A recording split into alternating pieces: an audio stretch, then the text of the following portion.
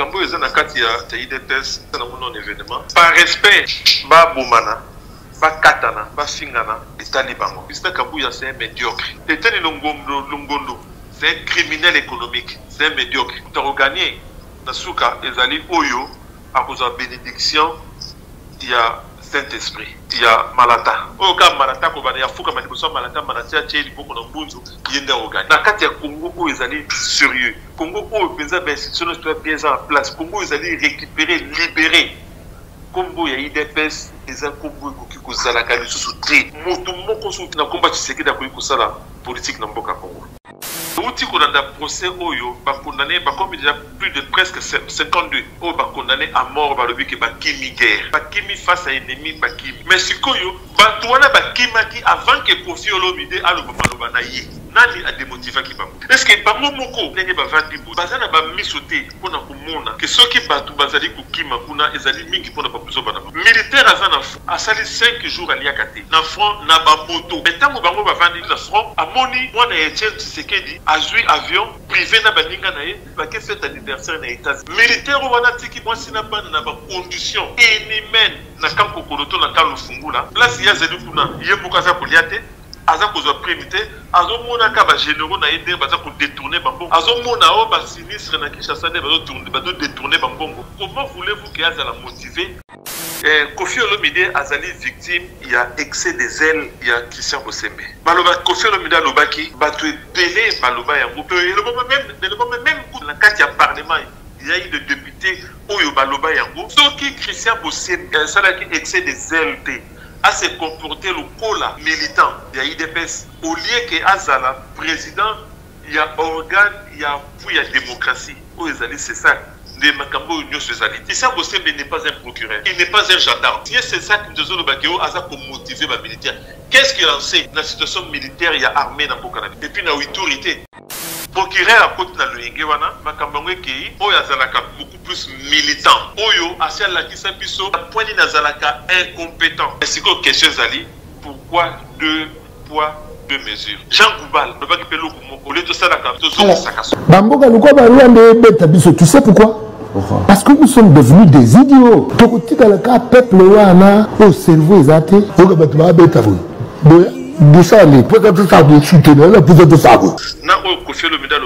tout cas, pour c'est Ezali que Jean Goubal Azalaki inquiété parce que Azali Azali touché tout. Ceux qui Koffi Olomide, Moutou Azalaki Moutali Bossa Koloba, il faut tout ça que Félix Atikala, moi Kokolia pour Bandela Kamakamu, Bandela Kazero des Ali Mabé, pour Félix Atikala pour te consolider qui Babetela qui est Maboko. Quand on a les mêmes Koffi Koloba les Loboye, Bakomi ko convoqué. Alengeti, Makele le Salamaki Mingi, qui a qui présenté ba excuse. Qui vous wana 2000 km ils a Congoté. Katanga wana ils a Congoté. Et mon anakadéa na attitude à Félix, atam koloba bomi batukuna yasa la fête na Kinshasa. Koffi Olomide a péché comme mingi dans manque de cohérence. Alobaka tout au contraire. Quand il y a Koffi Olomide, tout le monde qui a kenda qui n'a pas kisi njora na est kuna na goma kuna biso tozaka choqué. Ayaki na goma awa balobaka awa guerre ngana za awa na goma guerre ezate. Batu nyoso tu ya ile peso balelo bazo finga Koffi bakotela yi Koffi tangwana. Na petela ki maboko potangwa bazaki na Kagame. La minute oyo soki faire à relayer message wana il fallait relayer karma pas relayer oise quoi relayer ba okangana ni ba otikana soki ba musicien ba artiste mususu ba leader d'opinion mususu pona ba Koffi Olomide bo se montrer solidarité ba olia Koffi mais soki bino tu bo sangani ba ko olia ta mutu moko te sikoyo Koffi wana ba yo za convoquer quel procureur oyo kaka oyo apesi atiki Nicolas Kazadi abima na délai à mambo le procureur atikana qui comédie na yo na za ko sala Ezala Joseph Kabila, Ezala Félix va succéder dans Laurent Désiré Kabila. Laurent Désiré Kabila, ce n'est pas n'importe qui. Batouane a fidèle débat Yanaye. Le Routala Afrique en morceaux. Na bandeli un documentaire Afrique en morceaux. Et si comme Mousseveni, na James Kabaré, mais baza ko témoigner na kati. Comme il a dit ça, Laurent Désiré Kabila le bina Batouane que ba Rwandais bazonga. Batouane nyonso bakimi bazongi. Le Moïse Nyarugabo na ba bandwana so basase wana.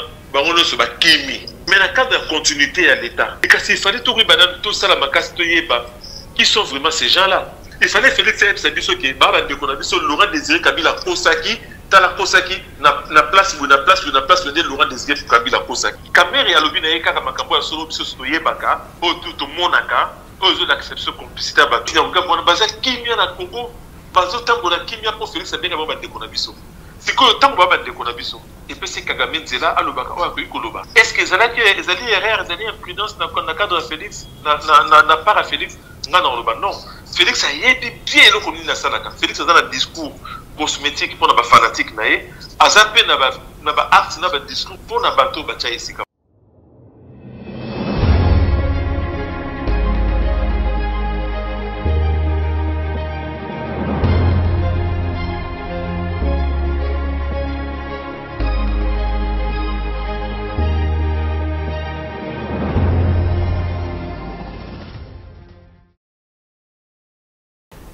Et c'est pourquoi vous allez ebele bakolo Congo bandeko balandi émission vérité de tous côtés bandeko balandi plus clair télévision la chaîne de vérité mbote na bino bipai nyonso joami bino bon week-end na mabota na bino vous allez kolanda biso de partout dans le monde merci la fidélité mais surtout la confiance yo vous allez bongo ko renouveler na kati ya la chaîne de vérité le lengena lobaka ete souci na biso ezalaka ko informer bino dans la vérité mais aussi à temps réel voilà pourquoi tous allez nesengo ya koyamba pona bino moko ya bai mouvement ya résistance congolaise na ngambo ya diaspora zali bongo mokambi ya CCDP na kombo ya mwana mboka Bobo Congo elongo na ye de tokosola bongo matali situation sécuritaire ya mboka na biso République démocratique du Congo nouveau rapport ya ba expert ya Nations Unies au batalisi implication ya Uganda na matali agression contre mboka na biso République démocratique du Congo parquet général auprès de la Cour de cassation basili bongo ko invité Kofi Olomide wazali bongo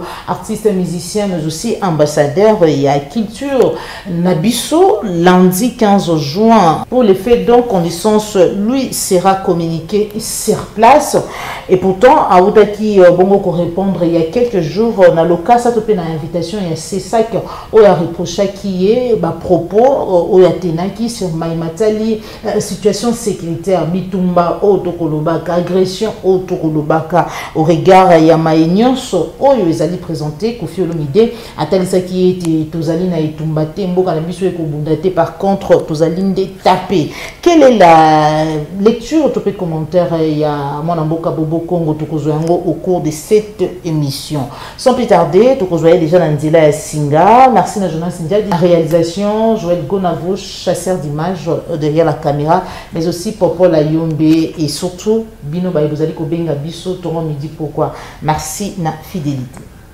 Allô mbote mwana mboka Bobo Congo mbote mama Joël Kombe mbote na bayi Congo mani nyonso bakolanda biso na zera plus clair télévision mbote na équipe technique nyonso tout ya plus clair télévision matondo mingi pona koyana na lokasa na biso boni résistance pemusa Maman Joël Kombe matondo mingi na motuna na yo biso tozali résistance tozali nzoto ezali kolongo no nzoto ya musuni bo ezali kolongo no mais nzoto ya molimo franchement ezali kolongo na tamu kete po o ezali koleka na mboka na biso ezali vraiment pasi na ndenge ya kusakana te ezosala pasi eza kotinda biso eza kozangisa biso bapongi malgré distance oyo ekaboli biso na bandeko na biso esika bazali yango wana toza koloba ke tozali koyebisa na bandeko nyonso tu bazali na kati ya Europe awa oyo bazwi nanu livre ya Patrick Mbeko te Rwanda malheur au vaincu baluka bacontacte biso na numéro na biso ya CCDP ou bien na groupe WhatsApp CCDP info bacontacte biso to na groupe CCDP info ya Facebook bacontacte biso mpona bayeba kozwa livre wana tozali mpe kopesa mbote mingi na bato bazali na tongo oyo ba martyr ya Buzoba ya incompétence ya Félix Tshilombo o bazali na ngambo ya Kivu pe na Ituri topesi bango pe mbote topesi bango ke tozali elongo. Merci maman. Matondo mingi na banza été mbote komi en rapport toujours na matali situation sécuritaire ya mboka na biso République démocratique du Congo na banza été bolanda ki bongo rapport ya groupe d'experts ya Nations Unies au batalisi ya implication ya Uganda na matali agression on boka na biso azali bongo connaître alors que à un certain moment le gouvernement congolais nanzela ya porte-parole Patrick Mouya ya batalisa qui était bazali kino na ngonga oyo malgré ba dénonciation et autres koluka implication ya Uganda na mayo oyo matali agression na biso. Pensez-vous maintenant que République Démocratique du Congo a bon quoi ajuster ou pour faire avancer les choses au regard il y a des éléments au groupe il y a espère il y a Nations Unies va s'il plus. Merci mingi maman Joël. Est-ce qu'il fallait kaka tozela que ba expert il y a Nations Unies na cha bango na benga bango ba mindele. Il fallait tozela ba mindele ba loba makama mboka na biso po biso to yeba o eza ko leka na mboka na biso. Mais il est simple. Papa Honoré Mbanda, tant que bandi agression au mois d'octobre 1996, 96, tant que attaqué son Afdel, Papa Honoré Mbanda, à l'époque même où tu n'as qu'un guado du premier ministre na Congo, Maître Gérard Kamanda, ministre des Affaires étrangères, tant que wana, babelelaki que ezali rébellion, ezali agression Rwando, Ougando, burundaise. Laurent Désiré Kabila yebisaki biso Museveni na Kagame ndenge oyo ba velléité na bango bazana yebo par rapport ya mboka na biso. Bango moko ye moko Museveni na Paul Kagame bango moko batala témoignage na documentaire o babengaka Afrique en morceaux.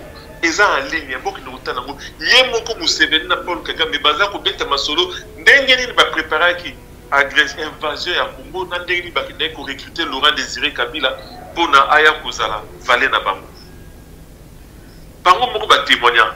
Sikoyo biso pe to bandi ko relayer maloba na toloba yango ebele.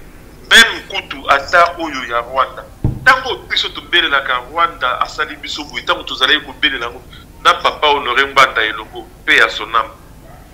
Toza ko bele lango Félix Sika ya komi wana. Bomona ki ndenge na sala ki bolingo na ye libana na ye na Paul Kagame. Sika batuna ki biso yo nani obo ya Kagame. Mais tolo bakango maman Joël na sali ba émission boni ngai kaka biso na niveau ya CCDP ngai kaka na zela ya micro na tolo bimbala boni ki balobela kaka Rwanda balobela ka Uganda te. Bon sikoyo awa lelo yo babetele balobi. Ye oyo Patrick Moulala. Ye oya sinistre ya communication na mboka na bino. Ye ayeba yesko bazala kana ba preuve te. ANR na biso wana na Congo soki agence nationale des renseignements. Na demia para musala onka ko kanga ba tuloka ba sheribe okende ko bomba bango. Ko c'est la bango makam. Musala bango zali ko enlever ba ko bomba ba na Kinshasa pona ba critiquer ko na ba opinion na bango. Comment est-ce que bango ba ko yeba te? ANR est représenté partout. Baredok bazali partout dans toutes les provinces. Comment est-ce que bango ba ko kolombake basana ba preuve ba implication ya Uganda te pourtant les a ba rapport à liboso te ba rapport évidemment pe ebele ya balo peut-être hyper médiatisé mais ebele nous surtout wana ezali ko la qui ça fait kaka niveau ya complicité il y a Félix Tshilombo na Rwanda na éviter eloko nini ba bebana en tout cas c'est ce qu'on a parlé ce que ba bebana ya solo na parlé ou bien ba sala ja bimisaka kombo ya Rwanda liboso pour la consommation interne, pas sans esprit, par bêta maboko, par bouette ya famille Tshisekedi, par osepela, par vie président la mission a commis mobali, a commis coller la Kagame lino. Mais par bazo sepela, oh azon a volonté, azon ika sauver mboka, mais na makasi na ba acte boy. A kotika na ta ko sala action mon côté pour na kobimisa Congo na kati na masolo wana. Yango wana likambo ya Uganda. Mama, Uganda azali ko agresser biso. Ouganda, M23 Tango, entre guillemets, la police a dit Bango, en 2013, Bakabouane qui a deux parties. Une partie qui est gouvernée en Rwanda, une grande partie qui est gouvernée en Ouganda. Félix a bien ici, Bango, va se reconstituer en Ouganda. Si Bakoti na Bunaganda, Bakoti là par Ouganda. Voilà Félix a monté. Est-ce que vous voyez que si Sikoyo, tous allez dans la coopération avec la monnaie, il y a mutualisation des forces dans Ouganda, et donc pour lancer la action commune, conjointe, l'armée ougandaise, officiellement. Maman Joël, bateau bozali ko na ngai na télé ya plus clair télévision. Province ya Ituri. Bana Ituri, ma pesi bino mbote, merci mingi na bapel na bino nde bobengaka. Bana Ituri baza ko yebisa biso. Province ya Ituri exalaka lisusu ya Congo te, dépendance na Congo te. Kuna développement ya yango kosala banzela, kosala moyeba infrastructure tout ezali kotongama na ba Uganda. Baza kolia shilling, ba biloko na bango commerce, na biloko tout ezali kuna. Kaka des drapeaux des téléma ya Congo. Mais tout, en tout cas, des faits comme ça. Province Ituri, c'est comme dans ya Uganda. Les militaires, eux, ils na compte ya EAC, ya Uganda, bimate. Eux, ils peuvent na compte ya mutualisation des forces. Ya Uganda, bazalika kawana. Génie militaire na bango, ils allaient pour ça la banzela. Yé moko Museveni a epsa ki ba parlementaire na yé, ya opposition tant ba télémena ke likamba Congo. Na ba ki boza ba soba, bo éviter que nini na nek toza na Congo na ils allaient ko rapporter plus de 250 millions de dollars par mois.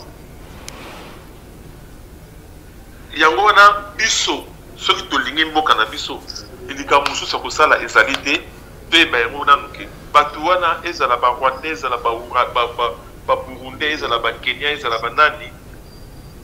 Soki lelo bazali kosala biso be ko beta biso lokola bana mike ko nyata biso ko sakana biso ezali pour bazana ba complice interne. Et complice interne et en chef numéro 1 ya complice, ya ba complicité. Ya ba complice interne numéro 1 ba complice interne kombo na ezali Félix Antoine Tshilombo. Et puis na ba suite na na sima ba muya ya consort.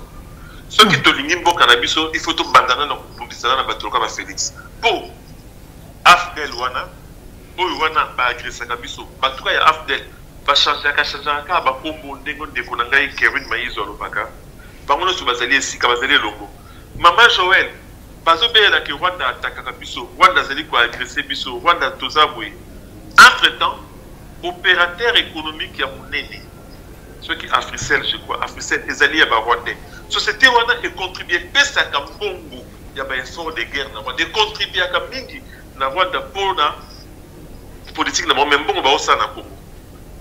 Est-ce que lelo penza nani Ukraine azana guerre na Russie na kati ya Ukraine ba koki ko tika ba mona société ya communication ya ba russe na kati ya Ukraine et puis ba Ukraine te bazali ba abonné ba futara mbongo puis société na tinda mbongo na bon ba ngonyo sur toute plateforme ba ngonyo sur tout bazali wana ezala ba Uganda ezala ba nini Bambongo ne surtout bazali kusala pona ko agresser Congo elikaka na Kenya. Ya mwana bomona na Kenya ça n'a pas moins de 4 banques na kati ya Congo. Pas moins de 4 banques na kati ya Congo. Donc biso ezali système moko boye tout ça bango nyoso bayebi yango. Ba Félix ona bayebi yango très bien. Na batu na yo achaka na ba service d'intelligence parce que yebi eloko wana bien.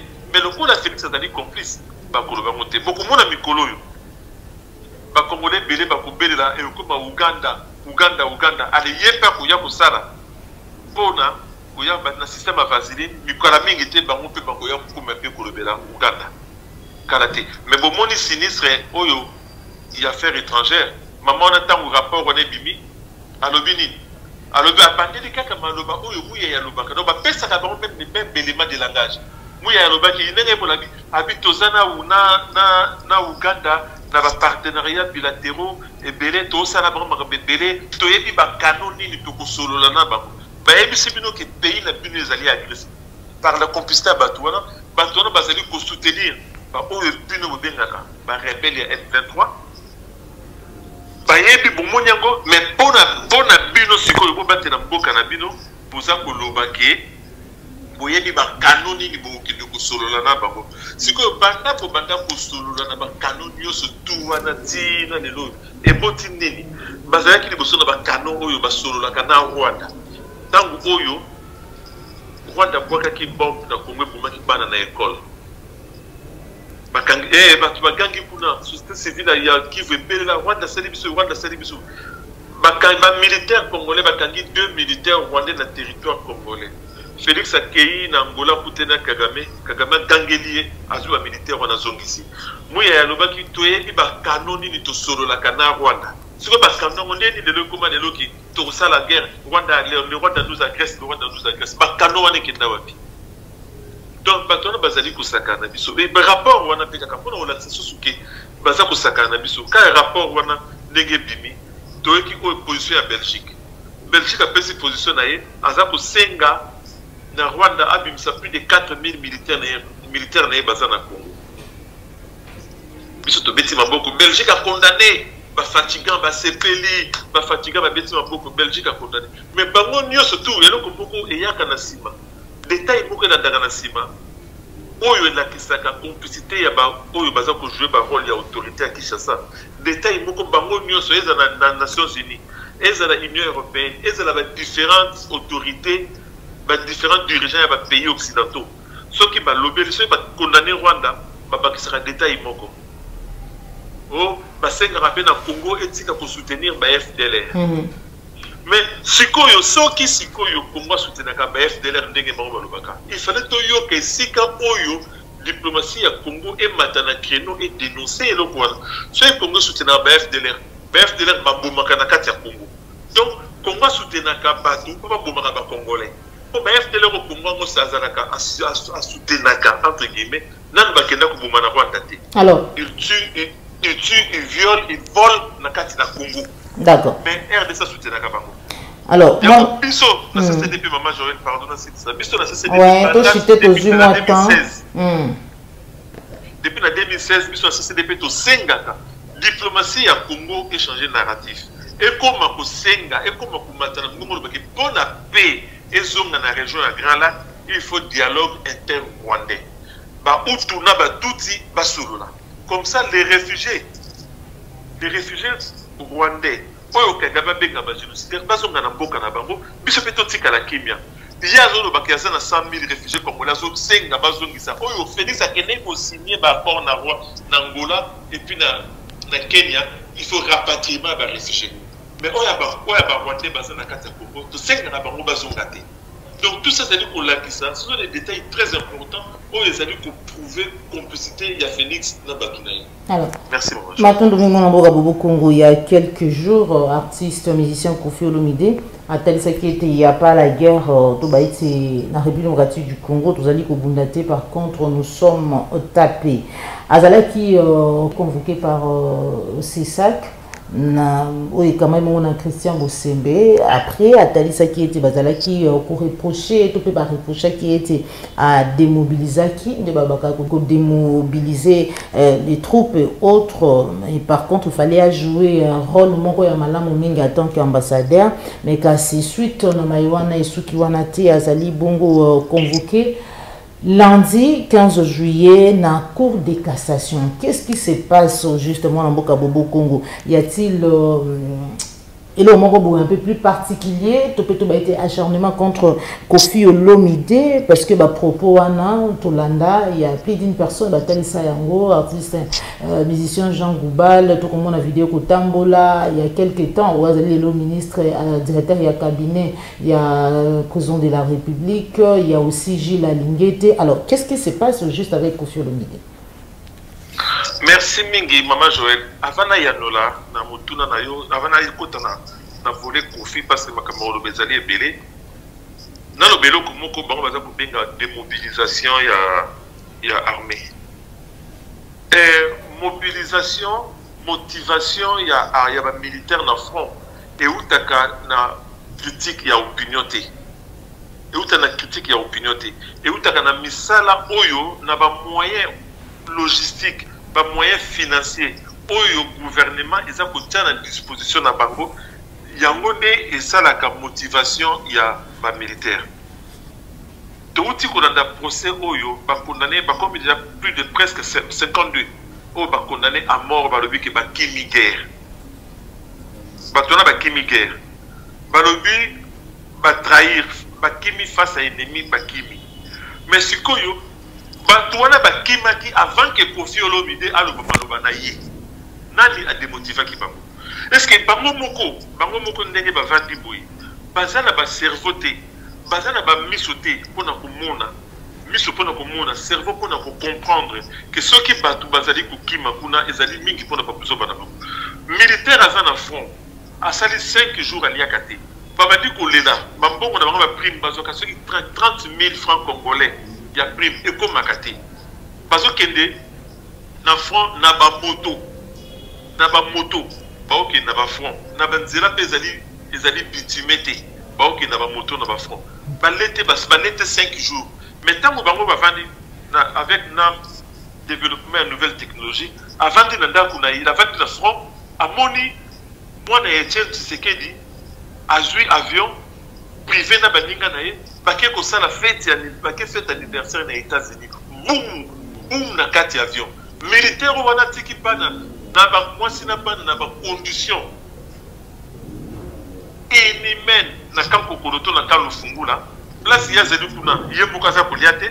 Aza kozwa primité azomona ka ba généraux na yende baza ko détourner bambongo azomona o ba sinistre na Kinshasa ne bazo détourner bambongo o ba matisi mbongo ba député o ba député bazo ka 30 000 o ba député ba komi 21 000 soki ndenge nini mbongo ba sinistre na Congo lelo toza na plus de 1000 ministres na Congo toza na plus de 1000 ministres lelo bango to bafuta maka régulièrement et les ministres les moins payés donc c'est-à-dire les vice-ministres de moins payés à plus de 17 000 $.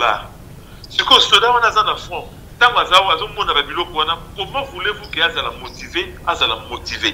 Tant que cela va dans le front, à salir 5 jours à l'été, na mundo qui a kilo na maboko na ye. Aza kotala na ba vidéo moni vital caméra na famille na ba tandi mesa. Balé bilo que tikali baké ko boaka. Ye kuna l'été. Comment voulez-vous que cela va la motiver? Donc bato ya liboso esengeli bakanga oyo bazali komotive nini te biso tolobaka yango na cadre ya complicité wana bazali kotindaka bana babengaki tolobaki yango mbala mosusu bao bazobenga bawazalendo bakangisa bajeune patriote oyo bazali koresiste kote kuna o boya tokopesa bino bamoyen na moyen nozangi boya tokopesa bino bamoyen bokomi lokwa baréserviste ya armée ezali façon moya ya kotinda bango na front mpona koextermine bango comme ça demain il y aura plus de résistance. Puisque tant que nous avons lelo, tout le temps na Rwanda, il y a bitumba na ngambo ya Kivu na Ituri.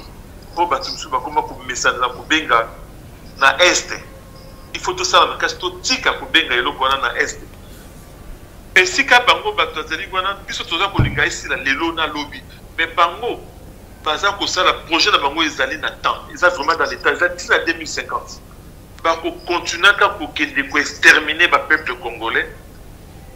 Baza pour remplacer bango na politique na bango ya grand remplacement et zo salama yango bomoni États-Unis mutabela ki États-Unis mutabi bon trêve à 2 semaines pour na Rwanda baza na élection trêve na Kinshasa ba féliciter mboka na bino ndez allé occuper ba militaire ya pays étranger baza na kata mboka na bino mais bo se féliciter que États-Unis c'est une trêve à 2 semaines donc nous surtout wana ezali et passé na kota ya likamba Kofi Olomide Mama Joël.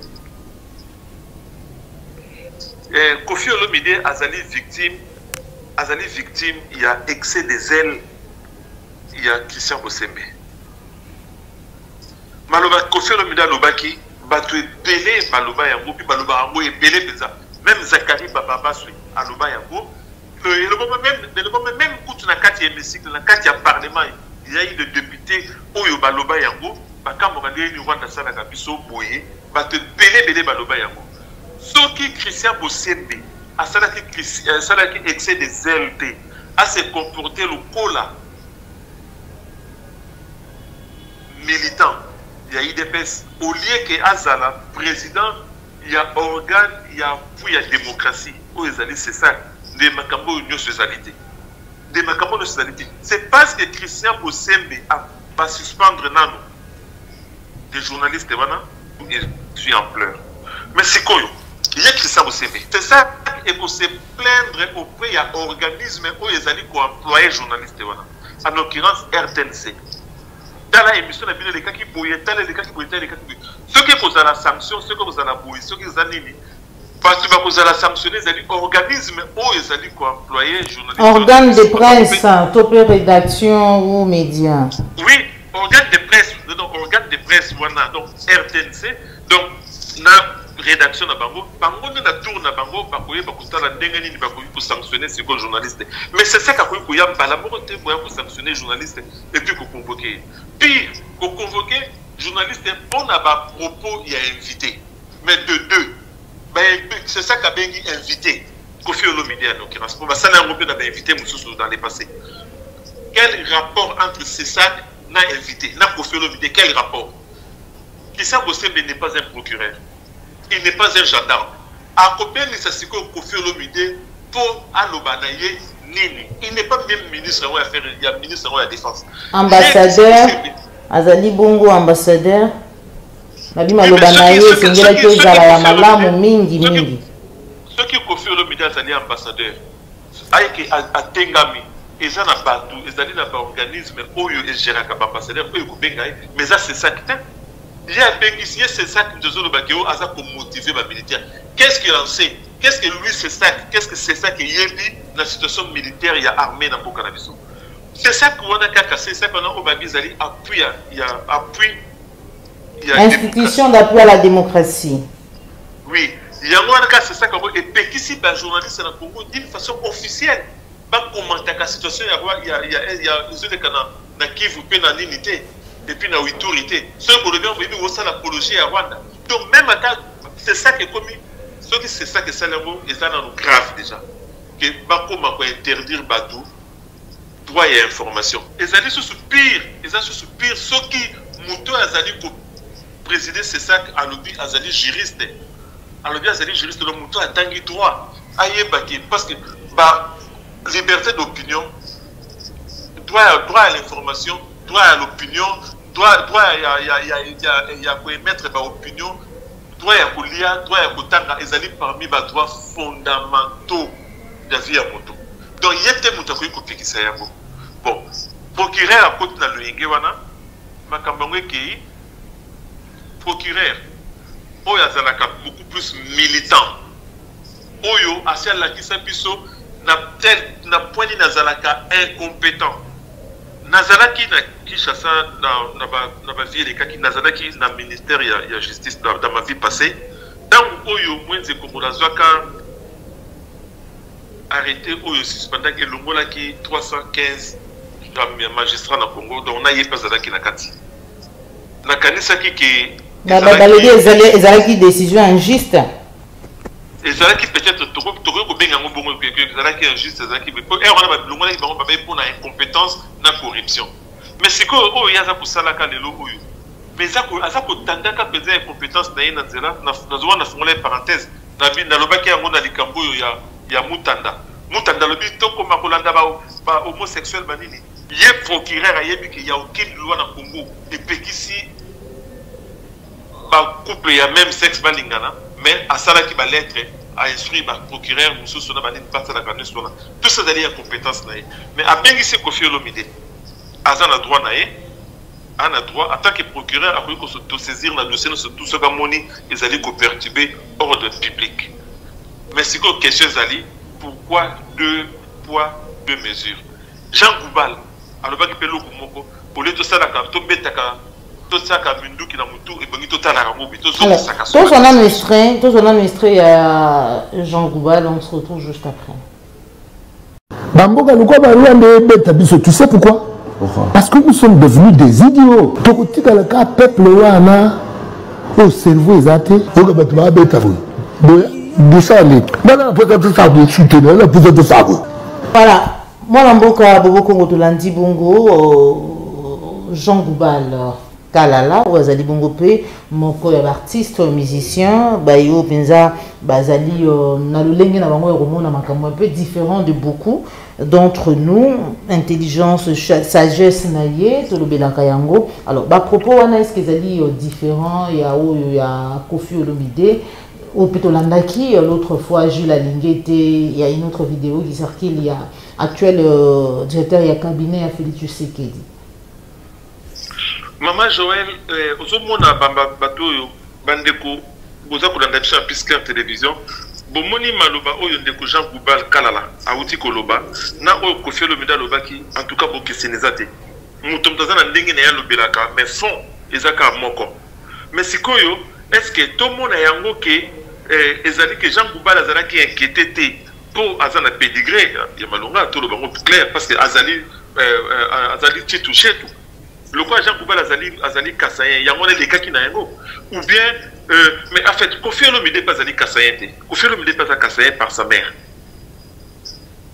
Koffi Olomide pas azali kasayen par sa mère maman ya Koffi Olomide azali musonge maman mi paix à son âme aza musonge na famille na bango balobaka na kata famille na bango bandenge baza wana bapota maona bagwepa balobaka kisonge na kata ndako na baza na bandeki na ye batambwe banani bashimba baza pe kasayen bon est-ce que ezali nini omona kaka nyonso eza kozonga ke pour na excès de zèle ya Christian Bosembe nde makambo nyonso eleki mais sikoyo na mboka wana bato bakoki misusu koloba te soki Koffi Olomide mutu azalaki mutu alibosa ekoloba il faut tosala ke Félix atikala mokokolia kobandelaka makambo kobandelaka zéro nde ezali mabe po Félix atikala po tokonsolider baaki babetelaki ye maboko kaka soki le même Koffi ekoloba lelo boye bakomi koconvoke mais heureusement d'ailleurs heureusement que mpona l'excès des ailes na bango ole basala musala ndenge bayekola bango bakomusala ki militantisme et ça dit que tous les grands médias du monde en parlent. Tous les grands médias du monde en parlent. Biso to lingala siko bongo. Makamango siko ebibino moko bosali ke ebima siko na poisson. Tous les grands médias du monde en parlent lelo. Normalement ezali bon. Ba propos wana eshokaki, na ba eshokaki makasi, surtout ngai tende shokaki na makasi. Alengeti makele salamaki mingi ti ayaki ko présenter ba excuse. Après deko oyo akomi lelo oyo mwana ya Omuto Dalo parce que pasteur Dalo a imposé comme directeur de cabinet à Félix tout Rwandais wana yepe lelo yo yepa tenaki ba propos moko ya bongo tanga zalaki gestion ya ANP et nous surtout wana eleka mais pona biso ezalaka pasi biso ba congolais biso bato yo tozomona toza ko souffrir na musune na biso ndenge toza ko mona ba ndeko na biso bazali ko kufa ko violer bango ko sala boye sala biso passe donc pona bango bato na bazali ki inquiété au contraire ba kumisaka bango mais donc la kisike qui wana 2000 km eza Congo te Katanga wana eza Congo te et mona na kadera na attitude à Félix atam ko ba bomi batu kuna ya sala ka fête na Kinshasa ata mukolo babomi batu kuna ya bina na stade ayaka opesa maman bisou na stade tant ba congolais ba kufia bomona kaya kindaka anniversaire ya mwana na ye atiki kutu pays atiki mboka ayeti na Belgique anniversaire ya mwana na ya la milité na 6h à Tongo mukolo babomi plus de 150 personnes na Congo aba bloko na elakisaka état d'esprit général ya ba gouverneur ya Congo ke oyo lekana Kivu kuna eza ya bangote tali bangote Italie bangote. Mais entre-temps, par rapport à Koffi Olomide azali tolo bango bongo ngana eba ki apeshaka mingi na manque de cohérence alobaka tout et n'importe quoi tout est son contraire neti asala nzembo kitoko yembaki pona IGF nzembo kitoko a dénoncer ba miyibi mais yembo ko na nzembo na yazo yembe asali toni mwa banzembo moyibi solo asali toni mwa banzembo anazo ibenga excellence gilo wano moyibi donc yemoko azako dénoncer ba miyibi yemoko sala après promotion ba miyibi pour muto sala promotion ba miyibi na Congo ko leka Koffi Olomide zate banda tanga mobutu tilelo muto sala promotion ba miyibi na poto ya ba feman ya ba chekulaire muto sala promotion na bango ko leka Koffi Olomide na mokila zate bon kala ye Koffi Olomide to mona ki akendaki na ba Kisinjora na este kuna na Goma kuna biso tozaka choqué ayaki na Goma awa guerre ezate balobaka awa guerre ngana za awa na Goma guerre ezate Kisinjora kuta lobi na osenga na koma na ngai citoyen rwandaise ba pesa na nationalité awa guerre ba kosa ka biso guerre ezate à l'époque Félix azalaki na ba très bon rapport na Lolangolo fitana Paul Kagame ba to nyoso to ya ide peso balelo bazo finga Koffi ba kotela yi Koffi tangwana comme Koffi lobaki balobaka 10 millions de morts balobaka dio ba to Koffi plus de 10 millions bibembango za wapi na mona bibembango Koffi Olomide lobaki ba to nyoso yi de peso ba betela ki maboko potanga bazaki na Kagame et bon siko lelo boni komi siko échanger de komi ya kufinga Koffi komi ya convoquer ngai biso toza kosenga boyi lelo biso toza kosenga lelo Koffi asali biso eloko oyo tosengaka na leader d'opinion batombola mingongo na bango par rapport à la situation mboka. Na bomoni quand même ba retomber que c'est pas facile. Ndenge salami Koufi elakisi ke eza pe facilité. Et ça eza facilité pour aller pour Koufi azaye moko. Mama, soki na cadre ya solidarité ya corporation na bango. Soki ata soki bazana ba rapport na bango difficile. La minute oyo soki faire a relayer message wana fallait relayer yango karma pas relayer voisin quoi relayer OK ceux qui n'a pas pasteur ceux qui n'a pas artiste ni na bango tout va relayer message wana ba okangana li ba otikana au contraire et pousser gouvernement ceux qui benga bango bongo et ko pousser ba oyo to benga na gouvernement ba tia ba moyen pour motiver ba militaire na bango nyonso ba benga bango na cour de cassation so ba relayer yango ah kasi basala ka bongo mona ndeli pe ba pakatamba basala ka bongo mona ndeli ba pakatamba mais soki tala omoni kaka ndenge to mona na ba documentaire omona ka lion moko aya koti na troupeau ya ba buffle akangi buffle moko abandi ko dévorer bango nyonso to ba telemi baza kotala mais ba buffle la ka soki bango nyonso ba yeta 3 4 kala sur la lion otika point na ya okima. Donc, ce qui fait que ceux qui sont musiciens, artistes, les leaders d'opinion, pour ne Koufi Olomide, vont se montrer solidarité, vont lire Koufi. Mais ceux qui sont tous sangani, vont lire Tamutu Moroté. Vont lire Tamutu Moroté. Si Koufi il va provoquer. Quel procureur? Oyo Kaka, Oyo Pessi, Atiki Nicolas Kazadi, Abima, n'a belé à Mambo. Na belé ya mbongo ekokiko mbongo ebele oyo détruire ba génération Nicolas Kazala bimi nango mais mbongo kaka ya Nicolas Kazala bimi nango wana soki ba tchaika mbongo wana lelo na disposition ba militaire au bazan na front ba ozala motiver makasi c'est ba loba ya Koufi Olomide te ndem tuza ko lendisa ba militaire na front te ezali na ba bongisa na kati le procureur atikana no mboso ya ebisa bango kinyo sida ka théâtre te atikana ki comédie na yo wana za ko sala comédie za bien pona ba sai ya bien pona ba sai na ba isobe aluka sana musala aluka lubana droit moni Nicolas Kazada za libanda ezo choquer bango te aza payer mon côté ba toni moi babaza wana ba miyi de belé ba Peter Kazada ba miyi baza wana belé penza Félix Yemo ko président ba toni yo na gouvernement na yo ba bi ke ba miyi bazali réponse à Félix Zagini bino bo mona nga yuma ba bazala ka botuna ba bango te bo ngande bo tuna na top Congo réponse à président moi donc aza ko encourager ba ne ba yibaka so ba otuna biso za ba to ba yuma na binote Koufi Olomide a quoi il est victime. Voilà.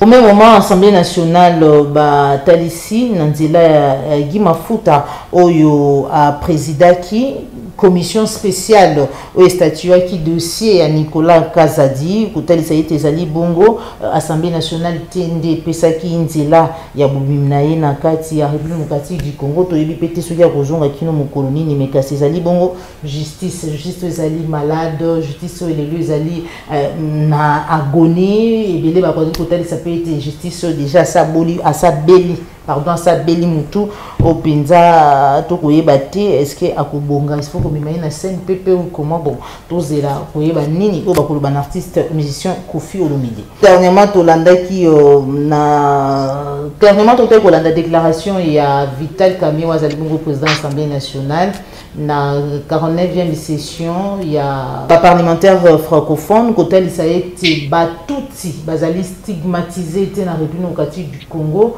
par contre bazali d'ailleurs na kimia parce que bazali na institution en mboka na biso donc to ba été lelo baywana bazali na armée bazali na police bazali na présidence de la République bazali na Assemblée nationale partout sont-ils congolais pour que ba se retrouver na bisika wana parce que ton ba ko beta lisolo ya stigmatisation c'est-à-dire qu'il y a un souci par rapport na le lengi ya batwana na mboka na biso.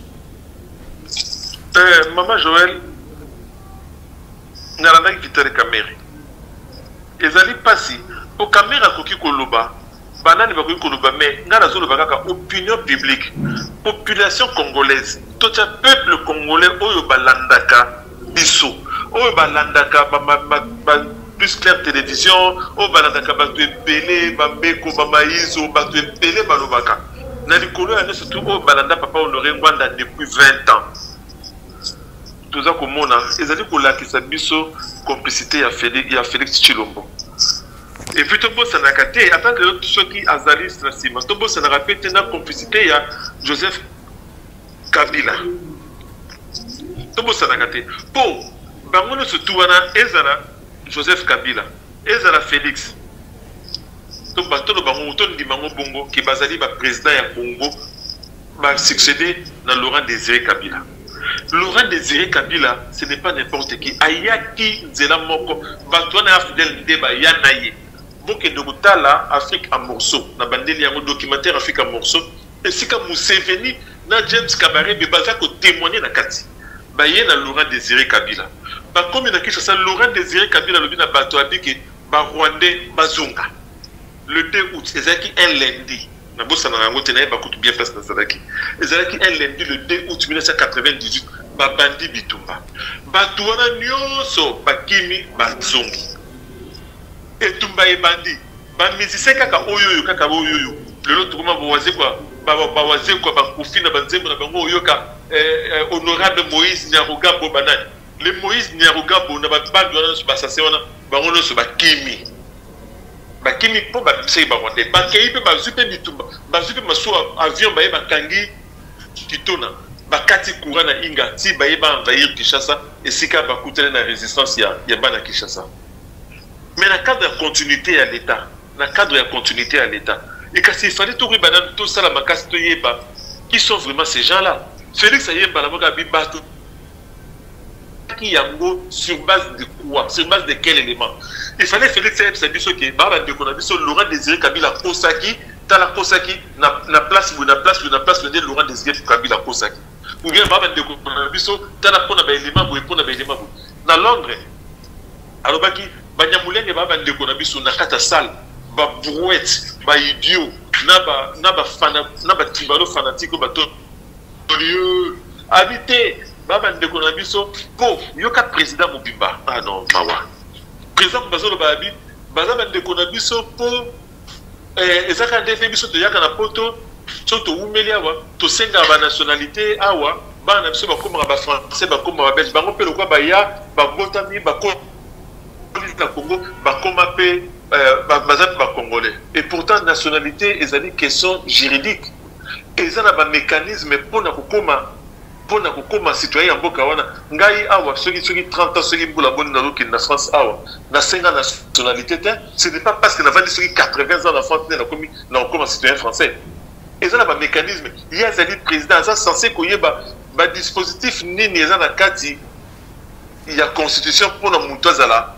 sikoyo kamere ya lobi na ye kaka makambo ya solo biso so yebaka po tout monaka po zo d'acception complicité bato wana ba bizima kara bandi banani bandi Moïse Nyarugabo sala Congo ma bemoko biso to yeba yango te ebi l'air after le kotaka na Congo par archive de stock maman to zalaka nanu la colonisation en Belgique Joseph Kasavubu Azibokonzi c'est Malango Mobutu a remplacé à diriger pendant 32 ans. Les locaux, l'archive ne se tout, il y a gestion à Mobutu. L'archive ne se tout, la présidence, il y a gestion à Kassavou.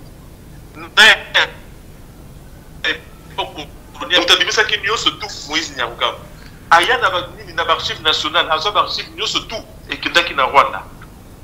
Bon, t'es qu'on a d'abisso mon témoignage, il y a président institut géographique, il y a Zaïre, il y a Congo, et même institut géographique, et puis Keta.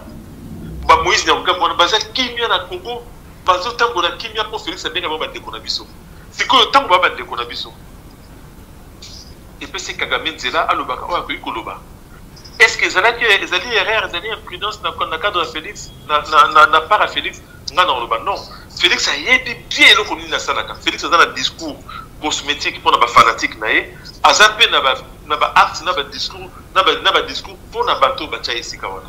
D'accord. Pour finir, mon amboka Bobo Congo Bitumba Nakatanda Kuro Tobengi Dépêche, Augustin Kabouya a été Nilongondo, il y a même là Sylvain Moutombo Azali Kobengisa, manifestation pour le départ d'Augustin Kabouya. Pensez-vous que guerre wana na Katanda kwa interne et qu'on fragiliser beaucoup plus tout ba été régime à Félix Tshisekedi? Ah maman likambo eza na kati ya IDPS eza na mon sujet d'actualité eza na mon événement et que souffler on a fragiliser te que souffler voilà par respect il y a ba ndeko baza ko landa biso na plus clair télévision na meka otia moi commentaire muke na kati ba bomana ba katana ba fingana etali bango mais bokomona ba ko ko bon kondonga na lelo parce que Augustin Kabuya c'est un médiocre c'est un voleur. Teteni Longondo, c'est un criminel économique, c'est un médiocre. Oyo personne qui n'a ni, pas de mon acaso indégni ba osala. Il doit zaka le cap président na bango a été médiocre. Bogomona, bako bomana bongo, utaro gagner na suka ezali oyo à cause de bénédiction, il y a Saint-Esprit. C'est-à-dire il y a Malata. Oyo malata ko chaye kwa na mbunzu yende moto kolonga o IDPS wana bomonaka ezalaka nango parti ba nani te ya parti ezalaka boutique ya famille ezalaka loko ya famille oyo ka malata ko bana ya fuka maliboso malata chaye liboko na mbunzu yende ogani et ba utala kuteke intérêt à population ezali wapi intérêt à peuple ezali ni toni ni rien oyo malata ko chaye liboko na mbunzu ye moto ogani tumba wana on est allé mo ambitali bango mende na kati ya Congo où ils allaient sérieux. Congo où ils avaient institutions bien en place. Congo ils allaient récupérer, libérer. Congo il y a IDPS, les Congo qui causent la carte sous tri. Moto consulté na Congo na combat qui d'accord ça la politique na mboka Congo. Merci beaucoup mon mboka Bobo Congo pour notre présentation sur la mokolo mwali. Merci mingi maman Joël pour na kusu qui s'est fait na bandande na wana. Na profiter na micro na yo pour na présenter ma condoléance na ngai na docteur Fifi Tsamba Ngima moi si ya docteur Armand Ngima oya uti ko kufela maman na ye na Kinshasa bango bazali na famille ya papa Gérard Madiata maman oya uti ko fazali leki ya papa Gérard Madiata nazo présenter na ba condoléance na ngai na famille wana nyonso na famille wana surtout lève ce bango ki ba yikapiko. Merci beaucoup. Merci, voilà. Tokutani à très bientôt. Toujours sur Plicard Télévision. Bandi Kubalandi. Émission Vérité de tous côtés. Zalaki bongo mon amboka Bobo Congo. Wazali bongo mokambi. Moko ba mouvement de résistance. Nangambo ya diaspora. Otobengi CCDP. Et donc on a yé nde tosola ki bongo mami matali mboka na biso. République démocratique du Congo. D'ici là, portez-vous bien. On se retrouve à très bientôt. Toujours sur Plicard Télévision. Au revoir.